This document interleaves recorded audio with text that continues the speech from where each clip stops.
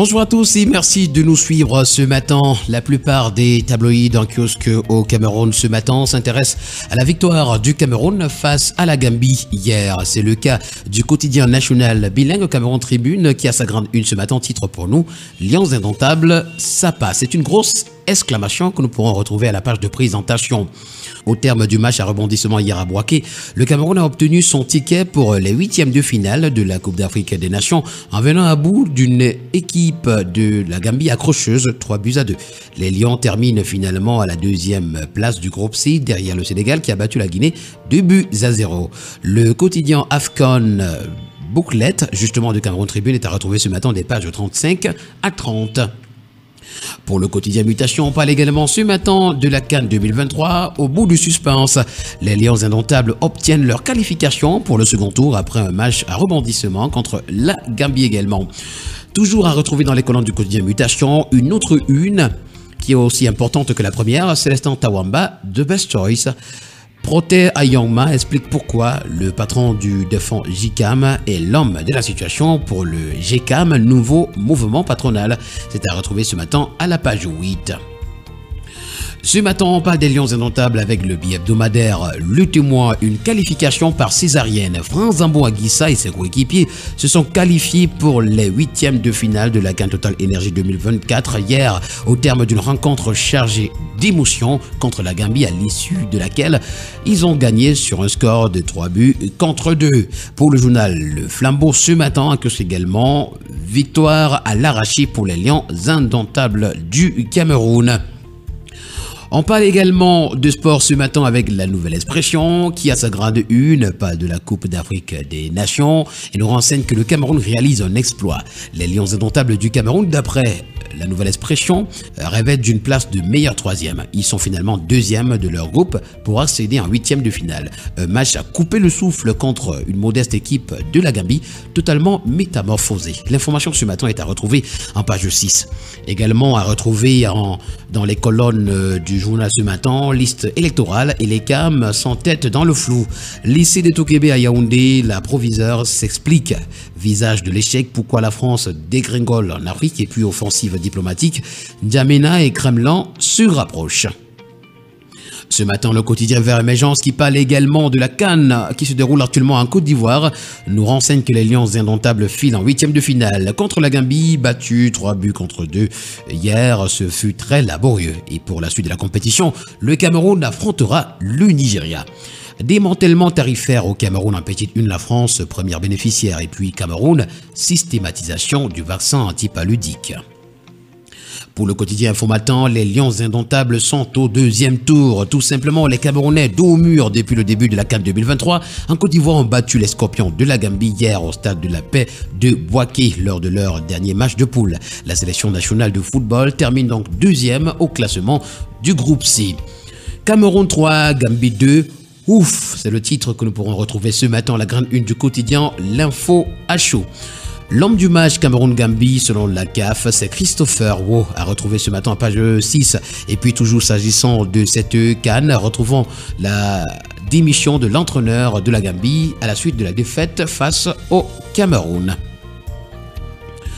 Ce matin, avec le tri hebdomadaire La Voix des Jeunes, on parle également de la CAN 2024. Impossible n'est pas camerounais. Le tri hebdomadaire reprend ce célèbre dicton du continent. Le Cameroun, longtemps virtuellement éliminé de la compétition, a finalement arraché son billet pour les huitièmes de finale ce mardi à l'issue de match complètement fou contre la Gambie. D'ailleurs, à la grande une du tri hebdomadaire de La Voix des Jeunes, on peut voir le portrait d'un héros justement de cette journée. Il s'agit de Fabrice Ondoa, le portier. Et on va terminer avec les journaux qui parlent de la CAN ce matin, avec le quotidien Nouvel Horizon. CAN 2023, Rigobert Song. J'ai été annoncé mort, mais je suis toujours vivant. Ce matin, mesdames et messieurs, nous allons parler de toute autre chose avec le quotidien bleu d'Aman Mana Le Jour qui s'intéresse au livre « Comment libérer la BIAC de la France ». Dans cet essai intitulé « Pour sortir la BIAC de sa gouvernance défaillante, promouvoir une banque centrale assurant l'intérêt général », Dimadoum Mandekor dévoile les lacunes qui minent le fonctionnement de cette institution financière et suggère des mesures fortes pour sa réforme. C'est à retrouver ce matin à page 6.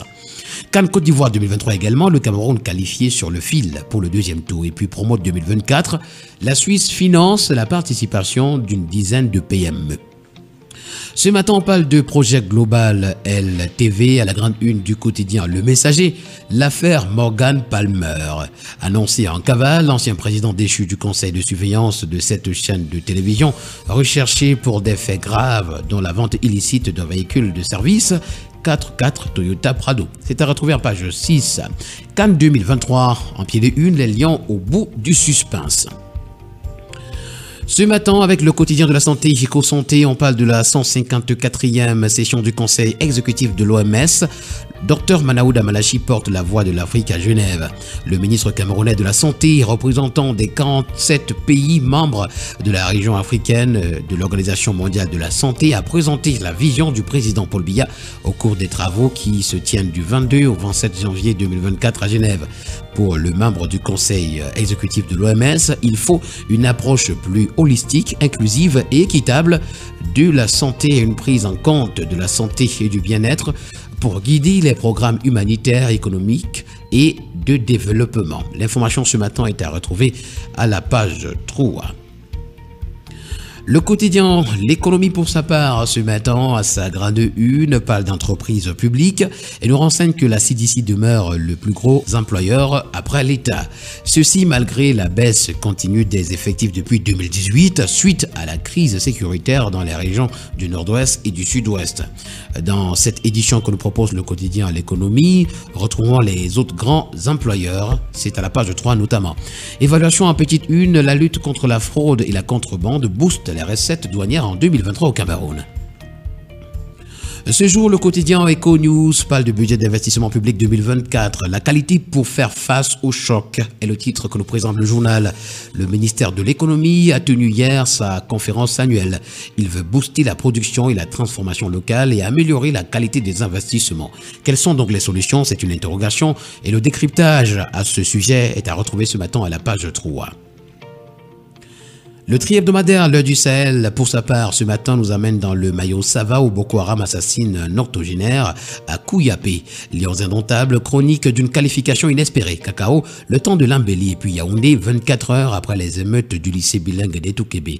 Toutes ces informations ainsi que bien d'autres sont à retrouver ce matin en parcourant les colonnes du tri-hebdomadaire L'Heure du Sahel.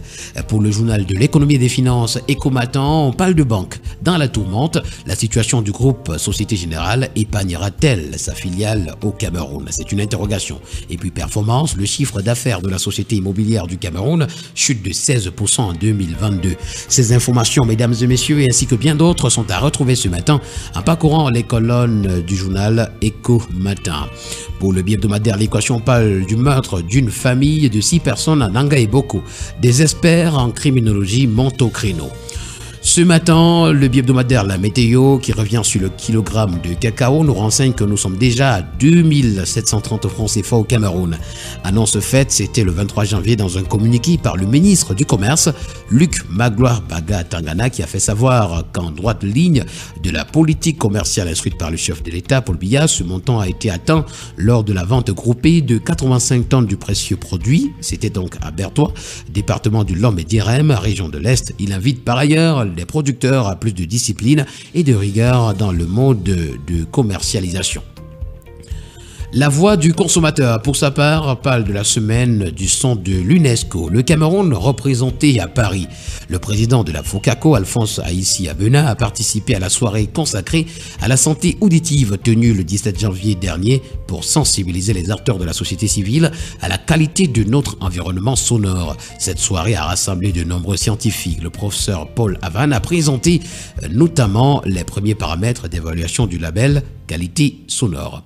Vaccin contre le palu en petite une, les parents sceptiques et le MinSanté rassurant. Produits pétroliers également, un ministre favorable à la hausse des prix. C'est à retrouver ce matin dans les colonnes de la voix du consommateur. Et puis nous terminons ce périple ce matin avec le journal Ouest Eco qui s'intéresse à la crise de légitimité à la tête du groupement Foteta. Le préfet a interdit la sortie du LACAM de l'un des prétendants. Préfectoral, voici pourquoi le préfet Djoboina Jean-Daniel a été viré du département du Konki. Et puis infrastructure du conseil régional de l'Ouest dans le Noun, les conseillers régionaux de l'UDC bloquent la remise solennelle des clés. Mesdames et messieurs, voilà qui met en terme à cette autre sortie de la revue de la presse camerounaise. Merci d'avoir été des nôtres ce matin. Bonne journée à tous.